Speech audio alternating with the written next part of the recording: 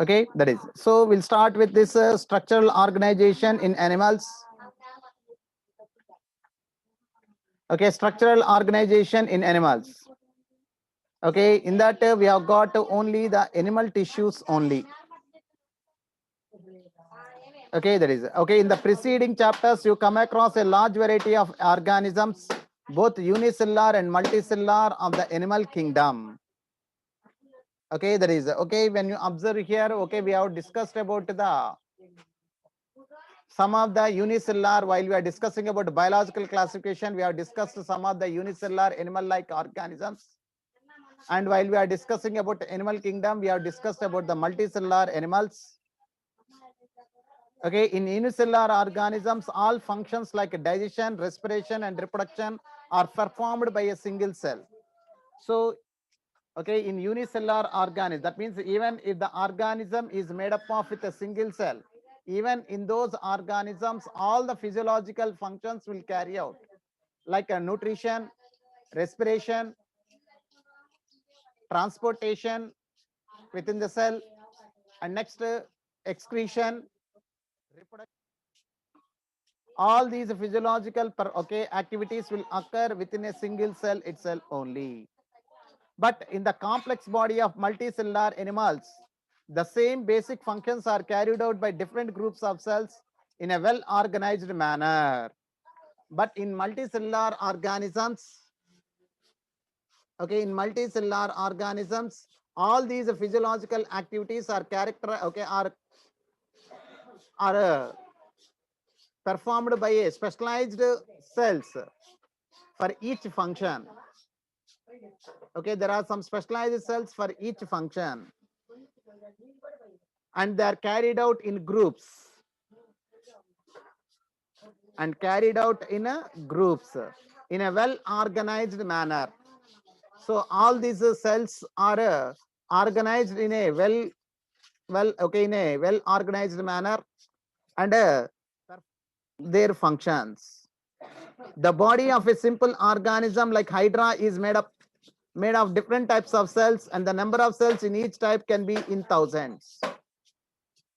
Okay, in simple organisms with the tissue level of organization, in these organisms the cells are grouped to form some specialized function, and the number of cells in each group varies about some thousands. But when you observe the same thing with higher organisms like human, the human body is composed of billions of cells to perform various functions. That means each organ and organ system is made up of some billions of cells which are integrated to perform a function.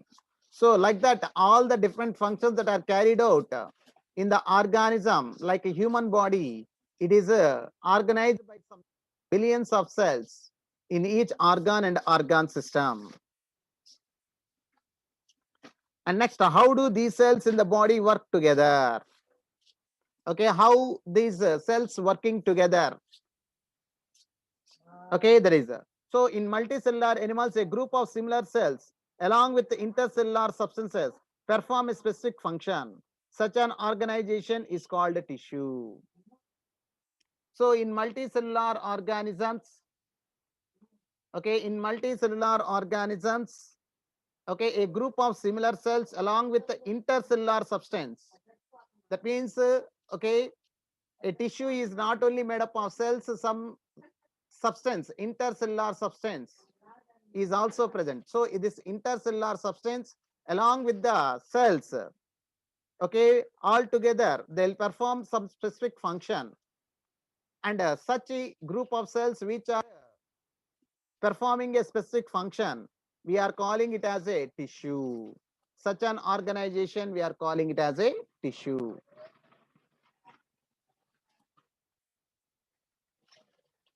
Okay, that is. And you may be surprised to know that all complex animals consist of only 4 basic types of tissues. Okay, that means whatever the tissue may be, whatever the organ may be, or whatever the organ system may be, altogether they consist of okay, only 4 different types of cells. only 4 basic types of cells are present or tissues are present, okay, in a complex organisms. These tissues are organized in specific proportion and pattern to form an organ like a stomach, lung, heart, and kidney. So if you take any organ or system, all these types of cells are present. If you take an organ is made up of many types of tissues. We'll find almost all the 4 types of cells or tissues are present in every organ to perform a specific function. For example, if you take stomach, the stomach consists of epithelial tissue, it consists of muscular tissue, it consists of nervous tissue, it consists of connective tissue. So all the different types of tissues will together they form as an organ or organ system. Okay, that is it. So we'll find the stomach, lung, heart, and a kidney. These are different organs of different systems. When 2 or more organs performing a common function by the or chemical interaction, they together form organ system. Example, digestive system, respiratory system, etc. For example, if you observe the digestive system, okay, the digestive system consists of mouth, oral cavity, pharynx, esophagus, stomach, small intestine, large intestine, and anus. Okay, these are the different organs. But all these organs together, they perform nutrition or digestion. So that means different organs which are made up of different types of tissues, but they are performing as a organizer. Okay, single organization. Okay, such a organization of different organs to perform one function, we are calling it as an organ system.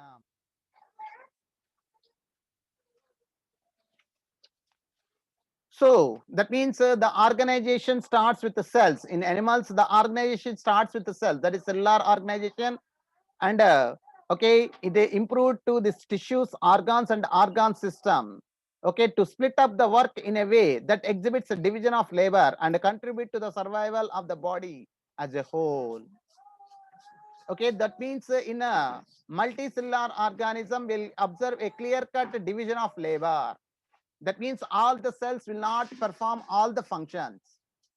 Okay, some cells are grouped to form, okay, some cells which are similar in structure and function grouped to form a tissue or organ system to perform a function. So we'll observe the division of labor. And okay, and all these organ systems are work together to keep the organism in a living condition. Okay, to make the organism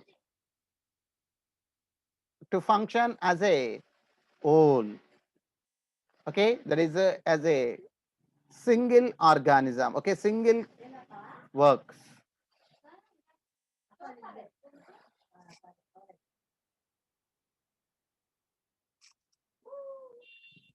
Okay, that is.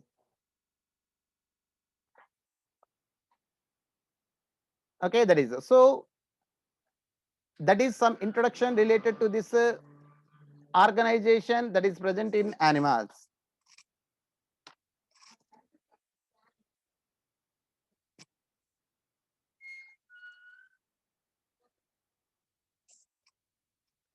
We'll observe the tissues, animal tissues, the tissues that are present in animals. Already,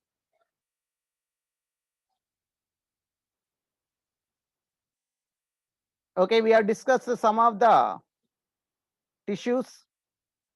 While discussing about the animal kingdom, we have come across with some tissues. Okay, here we'll discuss in detail about all those tissues and organs and organ systems. Okay, we'll find the tissues, animal tissues. The structure of the cells vary according to their function. When you observe the structure of a cell, the structure of a cell depends upon the function it performs. For example, if you take a nerve cell, the nerve cell is elongated because it has to bring a coordination between different organs that are present in our body. So it has to connect with the different structures that are present in our body. That's to be elongated. When you observe the RBC are round, small and round. Then only they can pass easily through the blood vessels and get carried along with the blood to different parts of our body.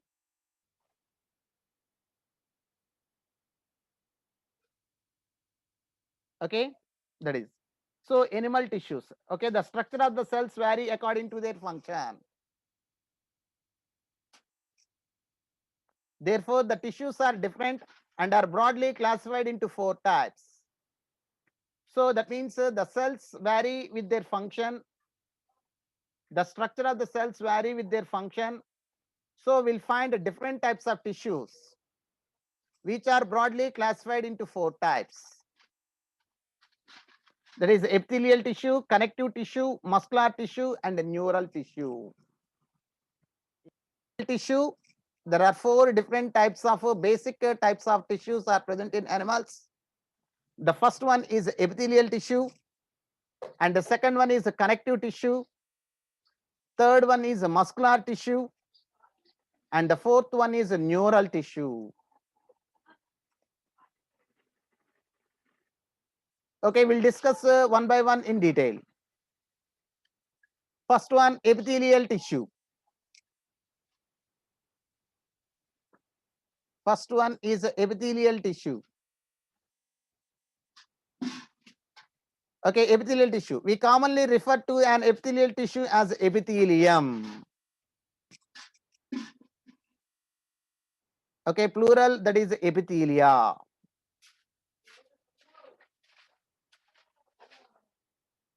Okay, we commonly refer to an epithelial tissue as epithelium. Okay, the epithelial tissue is commonly called as epithelium.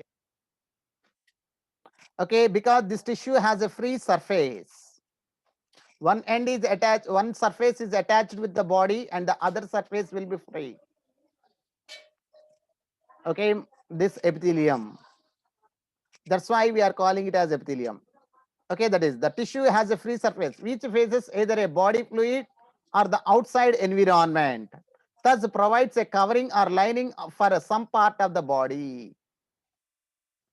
Okay, that means when you observe this free surface, the free surface maybe will be direct contact with the environment, outer environment, or it is facing towards the body fluid that is present in that organ.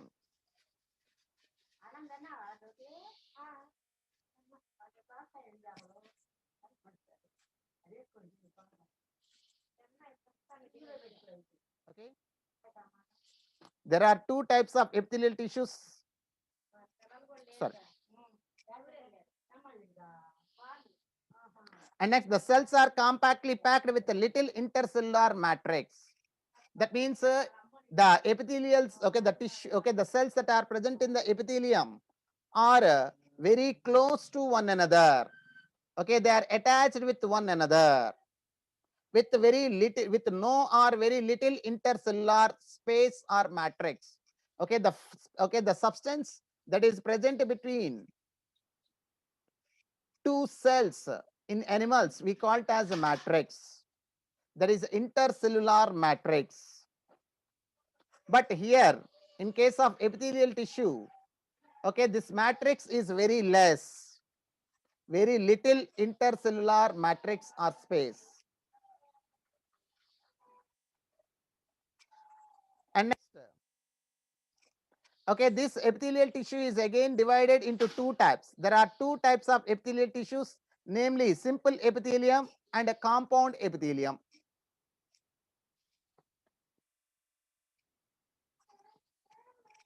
Okay, simple epithelium and a compound epithelium. First, we'll discuss about simple epithelium and later we'll go with the compound epithelium. What is meant by simple epithelium? Simple epithelium is composed of a single layer of cells and functions as a lining for body cavities, ducts, and tubes. Okay, simple epithelium is composed of a single layer of cells. That means it is made up of a single layer of cells, and usually they form the covering of the body cavities or ducts and tubes.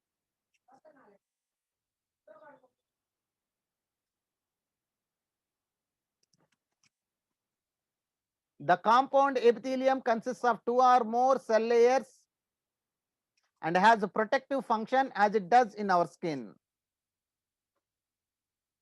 Okay, if the epithelium consists of, or if the epithelium is made up of two or more cells, more layers of cells, then okay, such a type of epithelium we call it as compound epithelium. It is usually present as the covering of our skin.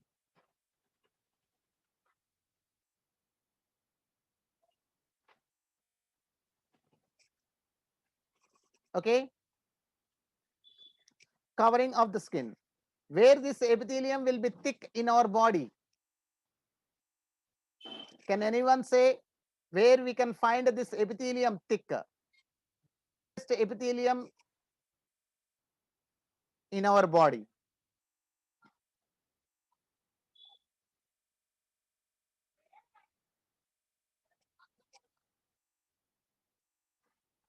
Can anyone say where we'll find the thick layers of compound epithelium, which has okay, which is protective in function?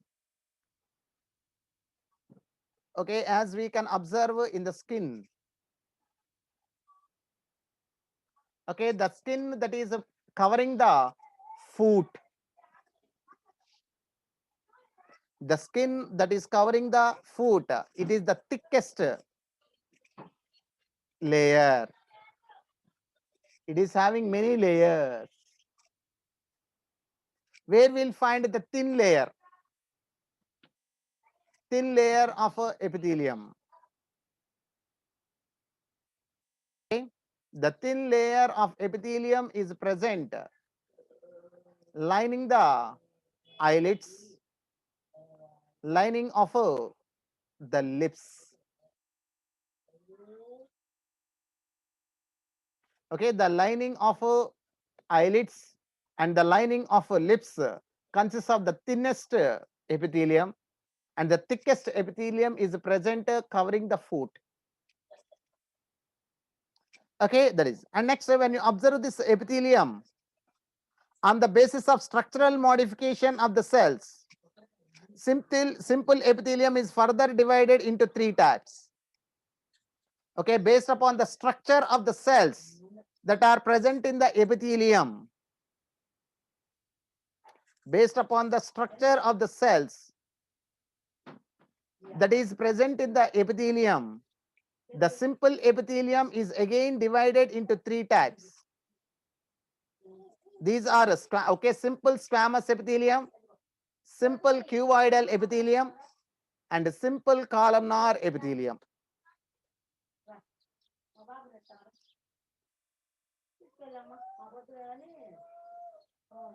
Okay, squamous epithelium, cuboidal epithelium, and columnar epithelium are the three types of simple epithelial tissue. Okay, here you can see. Okay, this one. Okay, the cells are flattened and irregular in shape. If they are flattened and irregular in shape, then such a type of epithelium we are calling it as a squamous epithelium. If they are cuboidal, cube-like, such a epithelium we are calling it as a cuboidal epithelium. Okay, if the epithelial cells are long pillar-like in a cylindrical manner, then such a type of epithelium we are calling it as a columnar epithelium. Okay, we can see here. The squamous epithelium is made up of single layer of flattened cells with irregular boundaries. That means they are having irregular shape, but the cells are flattened. If the cells are flattened with irregular surfaces, then such a type of epithelium, we are calling it as squamous epithelium. Okay, that is, these are found in the walls of blood vessels and in the air sacs of lungs, that is alveoli. Okay, you might have studied while you are studying about this respiratory system, you might have come across the lungs. Okay, the lungs are divided into very minute chambers called alveoli. The alveoli are lined with this squamous epithelium. Okay, that is air sacs of lungs, that is alveoli. Okay, are involved in functions like forming a diffusion boundary. Okay, when you observe the blood capillaries, which are involved in exchange of gases, okay, either in the lungs or at the tissues. Okay, these blood capillaries are very thin and they are lined by the squamous epithelium, which helps in a free exchange of gases because of the thin membrane. Okay, that is, so this squamous epithelium is present lining the blood vessels, especially the smaller blood vessels. And next, they are also present the lining of air sacs of the lungs, that is alveoli. Okay, that is, and the second type of epithelium, that is the cuboidal epithelium. The cuboidal epithelium is composed of single layer of cube-like cells. Cube-like cells, that means the cells are in the shape of cube. Okay, this is commonly found in ducts of glands and tubular parts of nephrons in kidneys, and its main functions are secretion and absorption.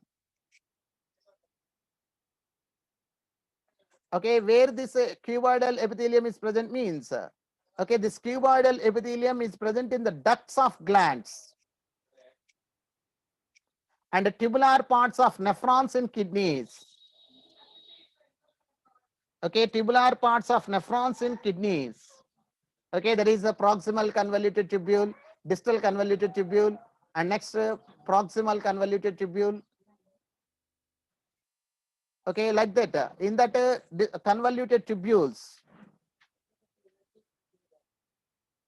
Okay. Okay, and its main functions are secretion. That means they secrete certain substances, and they are also involved in absorption of substances. So here it is given, the epithelium of proximal convoluted tubule of nephron in the kidney has microvilli. Okay, the proximal convolutive, when you observe the nephron consists of Bowman's capsule, tubular part, and a collecting duct. The tubular part is divided into three parts: proximal convoluted tubule, loop of Henle, and a distal convoluted tubule. Observe the proximal convoluted tubule. The proximal convoluted tubule is lined by cuboidal epithelium, and this cuboid, the free surface of the cuboidal epithelium, consists of microvilli.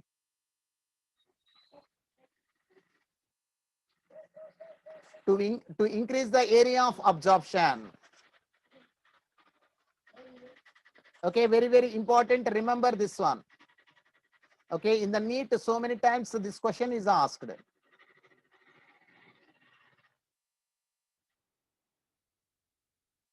Okay, cuboidal epithelium with microvilli are present in the proximal convoluted tubule of nephron in the kidneys. And next, the third type of epithelium, that is the columnar epithelium.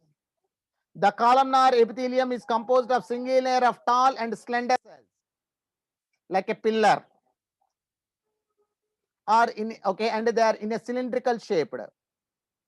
That's why the name given as a columnar. Okay, single layer of a tall and slender cells. That's why we are calling it as simple columnar epithelium. Usually the nuclei are located at the base.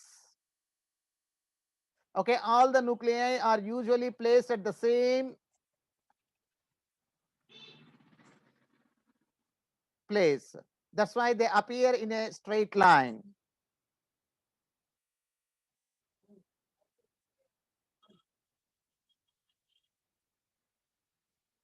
Free surface may have microvilli. Okay, the columnar epithelium in some organs. Okay, the free surface may possess the microvilli. Okay, they are found in the lining of stomach and intestine and help in secretion and absorption. Okay, the free surface of a columnar epithelium that is lining the stomach and the intestine, okay, is having the microvilli. They helps in increasing the area of okay, secretion and absorption.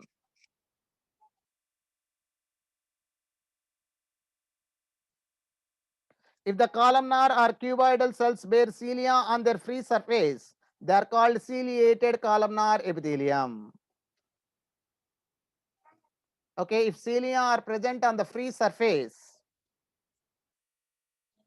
okay, if any epithelium, okay, squamous or cuboidal or columnar, okay, we'll call it as ciliated epithelium. If it is a cuboidal, we say ciliated cuboidal epithelium.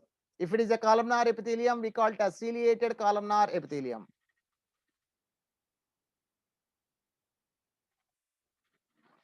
Okay, and next, what is their function?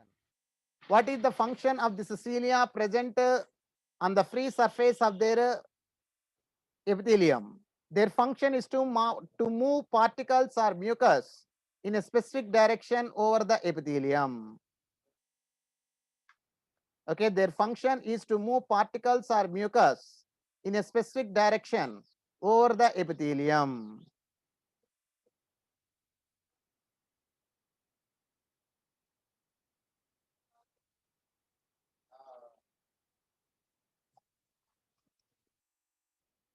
Okay, they are mainly present in the inner surface of hollow organs like bronchioles and fallopian tubes.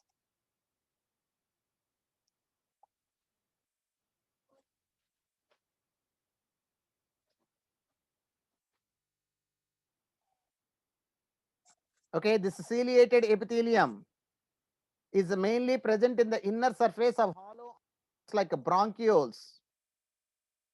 Okay, to move the mucus outside, and fallopian tubes. Okay, to push the gametes, that is to push the ovum into the fallopian tube.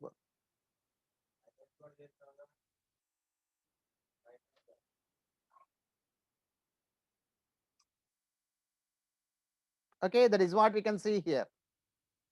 Okay, this is the squamous epithelium. You can see the surfaces are flat, but they are irregular in shape.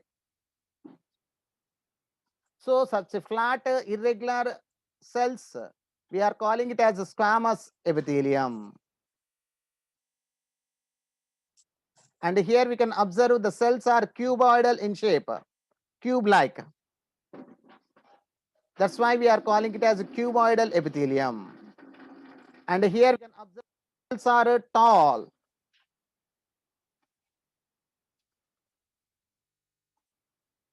tall pillar-like. That's why it is called as a columnar epithelium. And if such tall cells, when they possess cilia on its free surface, we are calling it as a ciliated columnar epithelium or ciliated epithelium in simple we say.